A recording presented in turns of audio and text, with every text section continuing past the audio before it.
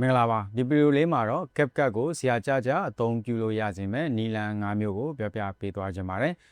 နံပါတ်1အနေနဲ့ကတော့ကျွန်တော်တို့ keyframe တွေကိုကျွမ်းကျင်စွာအသုံးပြုလို့ရတဲ့နည်းလမ်းဖြစ်ပါတယ်နံပါတ်2ကတော့ဒီ mask နဲ့ overlay ကိုပေါင်းစပ်အသုံးပြုတဲ့နည်းနံပါတ်3အနေနဲ့ကတော့ဒီ color grading နဲ့ပတ်သက်တဲ့ HSL နဲ့ cap ကိုသုံးစွဲလို့ရတဲ့နည်းပဲဖြစ်ပါတယ်နံပါတ်4ကတော့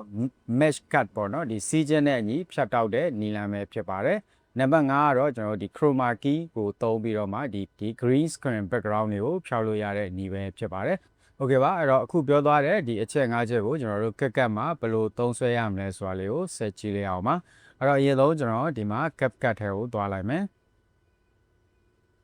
CapCut ထဲကိုသွားပြီးတော့ကျွန်တော်ဒီမှာ new video ကနေကျွန်တော်ဗီဒီယိုလေးတစ်ခုကိုခေါ်ယူလိုက်မယ်။အဲ့တော့ဒီထဲမှာကျွန်တော်ကโอเคအဲ့တော့ဒီဗီဒီယိုလေးကိုရွေးလိုက်ပါမယ်နံပါတ်1အချက်ဖြစ်တဲ့ကျွန်တော်တို့ဒီ keyframe နဲ့ပတ်သက်ပြီးတော့ဗောနော် keyframe တွေကိုဘယ်လိုနေရာမှာသုံးလို့ရလဲဘယ်လိုတွေသုံးကြလဲဆိုတာလေးကိုနော်နမူနာအနေနဲ့လုပ်ပြပေးသွားမှာဖြစ်ပါတယ်အရင်ဆုံးဗီဒီယိုလေးကိုကျွန်တော်တို့ဒီလိုမျိုး timeline တွေကိုအရင်ဆုံးခေါ်လိုက်မယ်ဒါကတော့ကျွန်တော်တို့ဒီမူရင်းဗီဒီယိုလေးဗောနော်ဒါလေးကိုကျွန်တော်တစ်ချက် play ပြပါမယ်အတန်လေးတော့ကျွန်တော် mute လုပ်ထားလိုက်ပါမယ်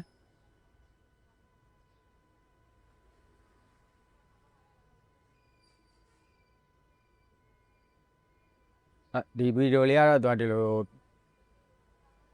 မြေးလေးရိုက်သွားတာပေါ့နော်ဆိုတော့ဒီဟာလေးကိုကျွန်တော်တို့ကဒီဟာလေးကိုkey frame ကိုသုံးပြီးတော့ကျွန်တော်တို့ zoom လေးကိုကျွန်တော်တို့ကဆွဲလိုက်ကျွန်တော်တို့က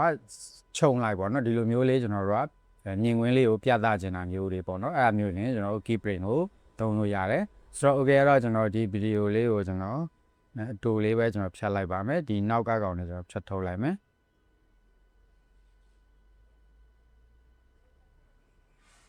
โอเคအဲ့တော့ကျွန်တော်တို့ key frame ဘယ်လိုထည့်မလဲပေါ့နော် zoom effect ထည့်ဖို့အတွက်ဒီဗီဒီယိုလေးကို zoom effect ထည့်ဖို့အတွက် key frame ဘယ်လိုထည့်မလဲဆိုတာလေးကိုဒီမှာဆက်ကြည့်အောင်ပါဆိုတော့အရင်ဆုံးကျွန်တော်တို့ဒီ time ဒီဗီဒီယိုရဲ့ timeline ရဲ့အစကိုကျွန်တော်တို့သွားလိုက်မယ်သွားပြီဆိုလို့ရှိရင်ဒီမှာကျွန်တော်တို့စိတ်နှုံးပုံစံလေးနဲ့ဒီ key frame sign လေးရှိတယ်ပေါ့နော်အဲ့ဒီပေါ်မှာတစ်ချက်နှိပ်လိုက်မယ်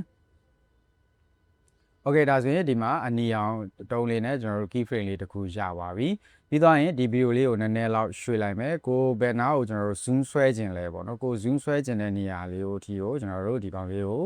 ချိန်လိုက်မယ်ပေါ့နော်ချိန်ပြီးသွားပြီဆိုရင်ဒီအဲ့ကောင်လေးကိုစိတ်ကြိုက်နေရာရောက်ပြီဆိုရင်တစ်ချက်လွှတ်ထားလိုက်မယ်လွှတ်ပြီးသွားပြီဆိုရင်ကျွန်တော်တို့ဒီဗီဒီယိုလေးကိုလက်လေးနဲ့ကျွန်တော်တို့ချဲ့ပြီးတော့ zoom ချဲ့လိုက် zoom ဆွဲလိုက်မှာပေါ့နော်ကို zoom ဆွဲခြင်းတဲ့နေရာလေးဒီလိုမျိုးလေးကျွန်တော်တို့ zoom ဆွဲလိုက်မယ်ကိုစိတ်ကြိုက်နေတာရပြီဆိုရင်တစ်ချက်လွှတ်လိုက်မယ်ဒါဆိုရင်ဒီမှာ key frame လေးတစ်ခုဒီမှာကျွန်တော်တို့ key frame လေးတစ်ခုတူလို့ပေါ်လာလိမ့်မယ်ပေါ့နော်ပြီးရင်အဲ့လိုပဲနောက်တစ်နေရာကိုကြာကျွန်တော်တို့က zoom ချက်ပြပြီးသွားပြီဖြစ်တဲ့အတွက်ကျွန်တော်တို့နောက်တစ်နေရာကိုကျွန်တော်တို့က zoom ကိုပြန်ပြီးတော့ပြန်ချုပ်နိုင်မယ်ပေါ့နော်ဒါမျိုးလေးပြကျင်တယ်ဆိုရင်လည်းအဲ့လိုပဲကျွန်တော်တို့တစ်နေရာကိုစိတ်ကြိုက်နေရာလေးကိုရွေးလိုက်မယ်ရွေးပြီးသားဆိုရင်ဒီကောင်ကိုကျွန်တော်တို့က zoom ကိုပြန်ပြီးတော့ခြုံချလိုက်မယ်โอเคကိုစိတ်ကြိုက်တဲ့အနေထားရပြီဆိုရင်လွှတ်လိုက်မယ်ဒါဆိုရင်ဒီမှာကျွန်တော် key frame 3ခုကြာသွားပြီပေါ့နော်โอเคပြီးသွားပြီဆိုလို့ရှိရင်ကျွန်တော်တို့ကဒီ key frame တွေကိုကျွန်တော်တို့ကပြန်ပြီးတော့ကျွန်တော်တို့က effect လေးတွေလည်းပြန်ပြီးတော့ထည့်သုံးနေတယ်ဆိုရင်သုံးလို့ရတယ်အဲ့တော့ effect လေးတွေသုံးနေတယ်ဆိုရင်တော့ဘယ်လိုလုပ်ရမလဲဆိုရင်ကျွန်တော်တို့ဒီမှာ key frame 2ခုရှိတယ်ဆိုရင်အဲ့ဒီ key frame 2ခုကြားမှာကျွန်တော်တို့ကဒီ timeline head လေးကိုဒီမြင်းချောင်းလေးပေါ့နော်ဒီ timeline head မြင်းချောင်းလေးကိုအလယ်မှာထားရမယ်ဆိုလိုတာကဒီအပေါ်တွေမှာရောက်နေလို့မရဘူးဒီလိုအပေါ်တွေမှာဒီ key frame အပေါ်မှာရောက်နေလို့မရဘူးဒီလိုအလယ်တနေရာမှာထားပေးဖို့လိုတယ်ဒါမှသူ့ရဲ့ကျွန်တော်တို့ဒီ cap ဆိုတဲ့ဒီ graph ဆိုတဲ့ effect လေးကကျွန်တော်တို့ဒီမှာသုံးလို့ရမှာပေါ့နော်ဒီလိုမျိုးရောက်နေတယ်ဆိုရင်သူကဒီမှာ active မဖြစ်တော့ပဲဖြစ်တာမျိုးတွေရှိမယ်ပေါ့နော်โอเคအဲ့ဒါပြီးရင်ဒီမှာသူ့ပေါ်မှာတစ်ချက်နှိပ်လိုက်မယ်နှိပ်ပြီးတော့ကျွန်တော်တို့ဒီမှာကျွန်တော်ကို zoom ကိုကျွန်တော်တို့ကဒီမှာကိုကြိုက်တဲ့ပုံစံမျိုးလေးနဲ့ကျွန်တော်တို့ effect လေးတွေထားပြီးတော့ထည့်ပေးလို့ရသေးတယ်ဥပမာဆိုကျွန်တော်တို့ကgamer story မှာကျွန်တော်တို့ကဒီ flow 1ဆိုတာလေးရွေးလိုက်မယ်ပေါ့နော်ဒီလိုပုံစံမျိုးလေးတွားမယ် အဲ့လိုပဲနောက်တဲ့နေရာမှာကျွန်တော်တို့က effect လေးတစ်ခုထည့်ခြင်းသေးတယ်ဆိုရင် zoom ပြန်ချုံတဲ့နေရာမှာလည်းကျွန်တော်တို့ effect လေးတစ်ခုထည့်ခြင်းသေးတယ်ဆိုရင်လည်းသူ့ကိုထပ်ပြီးတော့ရွေးလို့ရပါသေးတယ်။ Okay ဒီ effect လေးရွေးလိုက်မယ်။ Okay ဒါဆိုရင်ကျွန်တော်တို့ဗီဒီယိုလေးကိုအစကနေပြန်ပြီးတော့ play လုပ်ကြည့်လိုက်ပါမယ်။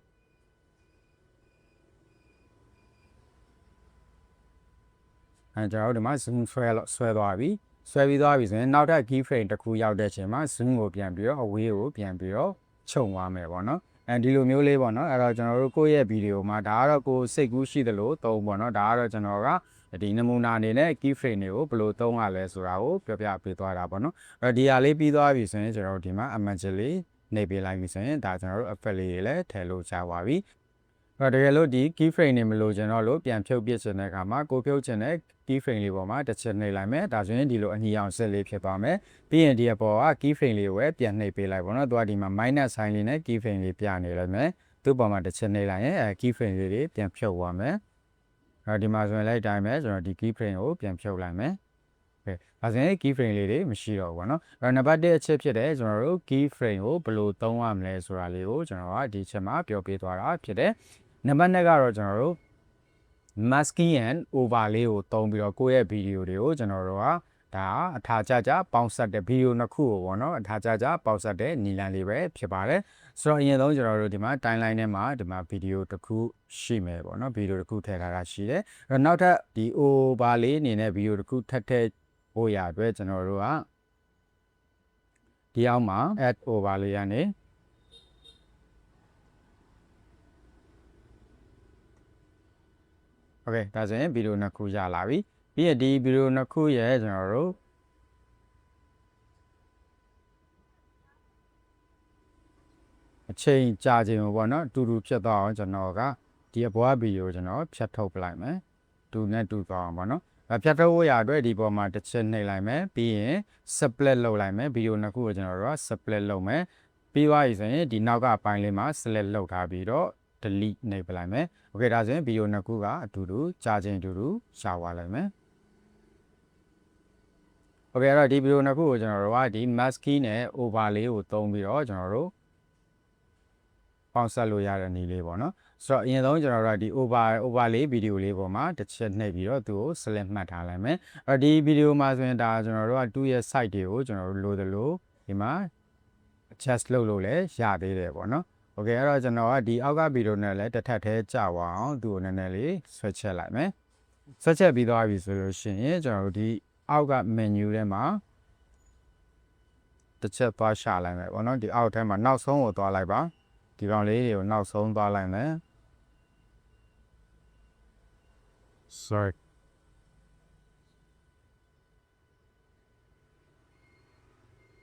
ဒီမှာကျွန်တော်တို့ max ဆိုတာရှိလိုက်မယ်အဲ့ဒီ max ဆိုတာလေးကိုတစ်ချက်နှိပ်လိုက်ပါ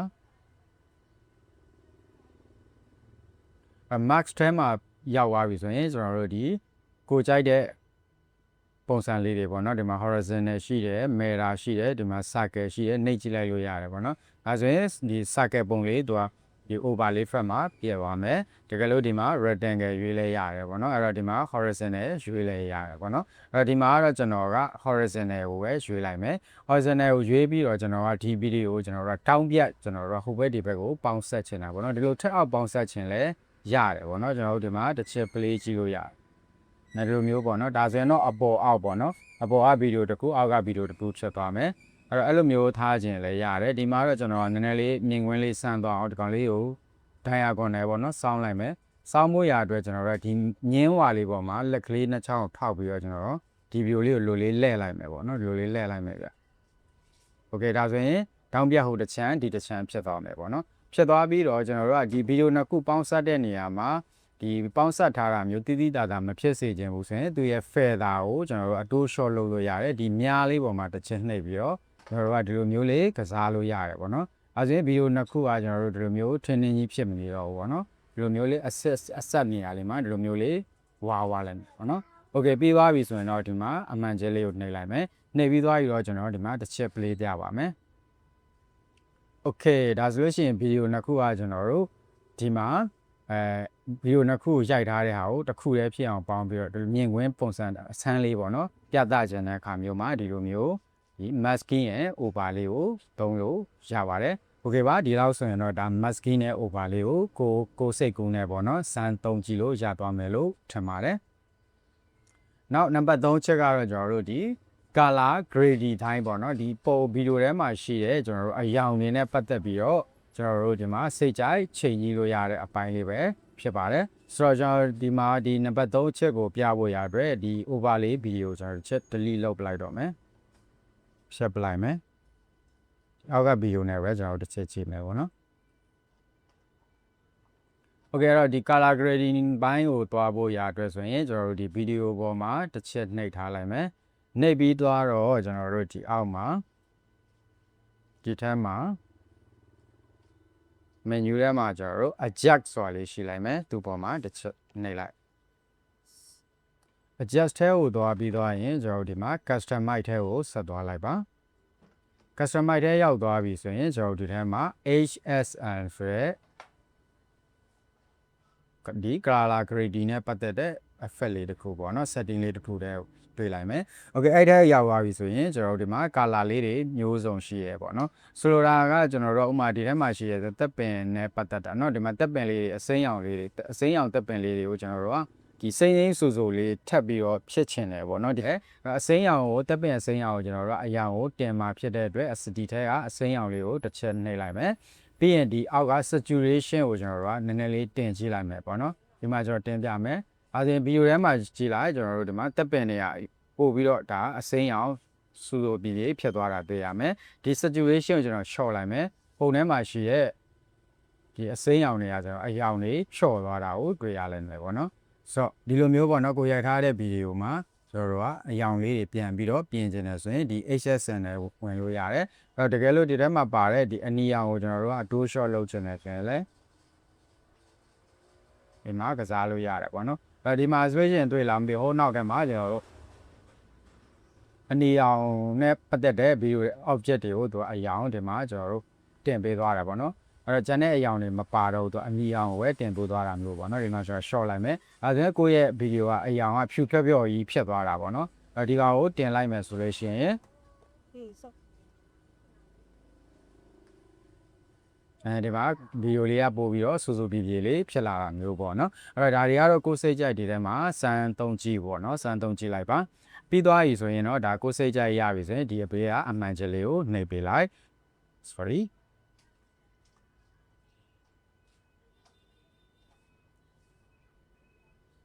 and ဒါဆိုလို့ရှိရင်ဒါကျွန်တော်တို့ဗီဒီယိုကကိုယ်စိတ်ကြိုက် color ကိုချိန်ကြီးလို့ရသွားမယ်နောက်တစ်ခုကဒီ cap ပေါ့နော်ဒီမှာကတော့ကျွန်တော်တို့ဒီမှာကတော့ graph လို့လည်းရေးတယ်ခါကြရင် cap လို့လည်းရေးတယ်ပေါ့နော်အဲ့တော့ဒီ graph လဲဝင်ပြီးရလဲကိုဗီဒီယိုရဲ့ဒီအလင်းအမောင်ကိုလည်းကျွန်တော်တို့ဒီမှာချိန်ကြီးလို့ရတယ်ပေါ့နော်ဒီကောင်လေးကိုကစားလိုက်မယ်ဆိုရင်ဗီဒီယိုမှာကျွန်တော်တို့ဒီကိုရိုက်ထားတဲ့ဗီဒီယိုပြန်ပြီးတော့မှအလင်းအမောင်လေးတွေကျွန်တော်တို့ကပြန်ပြီးတော့ချိန်ကြီးဖို့ရပါတယ်ပြီးသွားရင်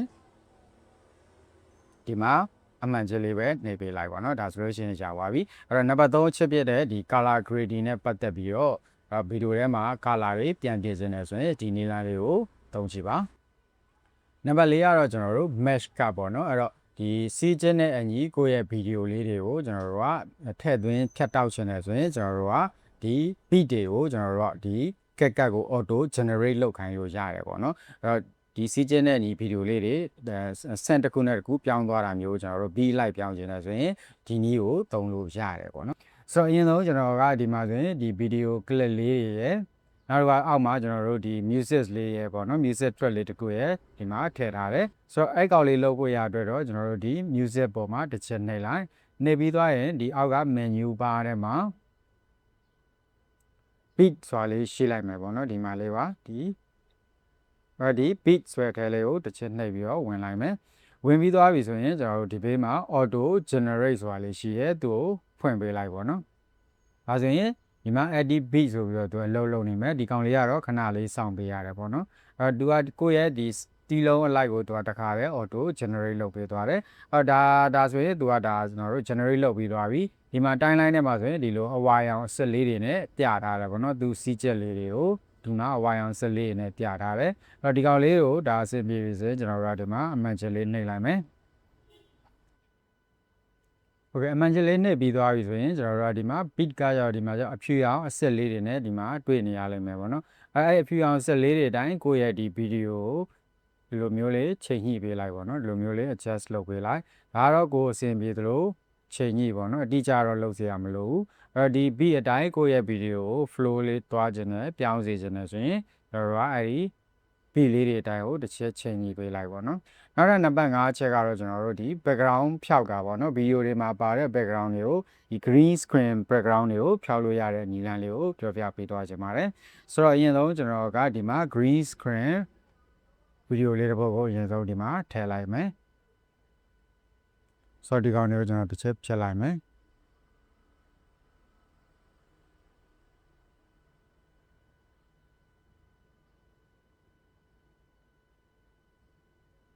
โอเคအဲ့တော့ဒီကနေဗီဒီယိုလေးတစ်ခုထည့်လိုက်မယ်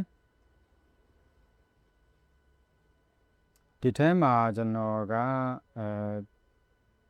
ဒီဗီဒီယိုလေးပဲပြန်ထည့်လိုက်မယ်ပေါ့နော်ဒါကတော့ကျွန်တော်တို့အရင်ဆုံးကို background နောက်ခံပြထားခြင်းတဲ့ဗီဒီယိုပေါ့နော်အဲ့ background ထားခြင်းတဲ့ဗီဒီယိုပဲဖြစ်ဖြစ်ပုံပဲဖြစ်ဖြစ်ဒီနေရာမှာသုံးလို့ရတယ်ပေါ့နော်ကိုကြိုက်ရသုံးလို့ရတယ်ဒီမှာတော့ကျွန်တော်ဒီဗီဒီယိုလေးနဲ့ပဲနမူနာလုပ်ပြမယ်ပြီးရင်ကျွန်တော်တို့ background ဖြောက်ခြင်းနဲ့ background ပြောင်းခြင်းနဲ့ဗီဒီယိုတစ်ခုကိုထပ်ထည့်လိုက်မယ်ပေါ့နော်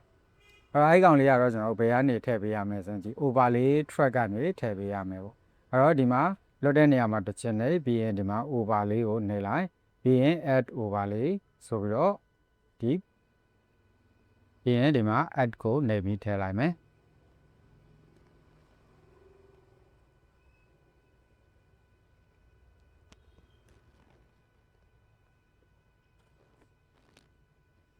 โอเคဒါဆိုရင်ဒီမှာဗီဒီယိုလေးရလာပြီပေါ့နော်အဲ့ဒီကောင်လေးကိုကျွန်တော်တို့က background ဖြောက်ဖို့ရခွဲဆိုရင်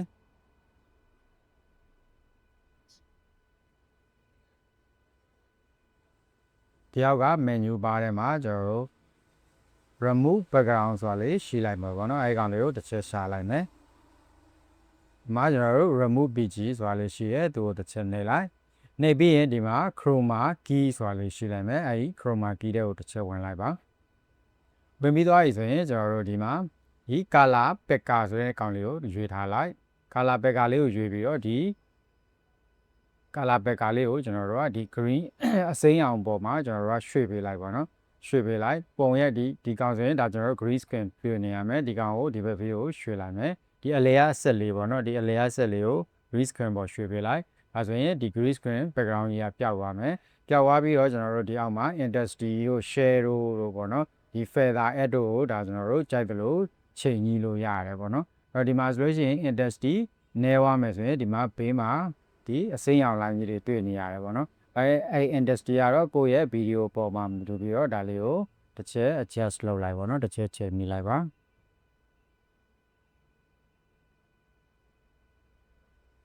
โอเคindustry လေးကိုကျွန်တော်နည်းနည်းချိန်လိုက်မယ်ပြီးရင်ဒီမှာ share တို့တွေပြောင်းလို့ရတယ်ပြီးရင်ဒီမှာ feather add ဆိုတာတွေသုံးလို့ရတယ်ပေါ့နော်feather add ကတော့ဘာလဲဆိုတော့ကျွန်တော်ဒီအနာစွန်းတွေကိုဒါညှိတဲ့နေရာမှာသုံးတာအနာဆုံးတွေကိုညီညာသွားစေတာပေါ့နော်ဒီကောင်လေးတွေကိုစက်ကြိုက်ချိန်နေမယ်ပြီးရင်ဒီအမှန်ချက်လေးကိုနှိပ်ပြီးထပ်ပေးလိုက်ပြီးရင်ဒီဗီဒီယိုလေးကိုအဆင်ပြေတဲ့နေရာမှာကိုလိုအပ်တယ်လို့ကျွန်တော်တို့ကဒီမှာထားပြီးတော့သုံးလို့ရတယ်ပေါ့နော်โอเคအဲ့တော့ကျွန်တော်ဒီကောင်လေးကိုဒီလိုမျိုးလေးထားသုံးကြည့်လိုက်မယ်ပြီးသွားရင်ကျွန်တော်ဒီကောင်လေးကို play လုပ်ကြည့်လိုက်ပါမယ်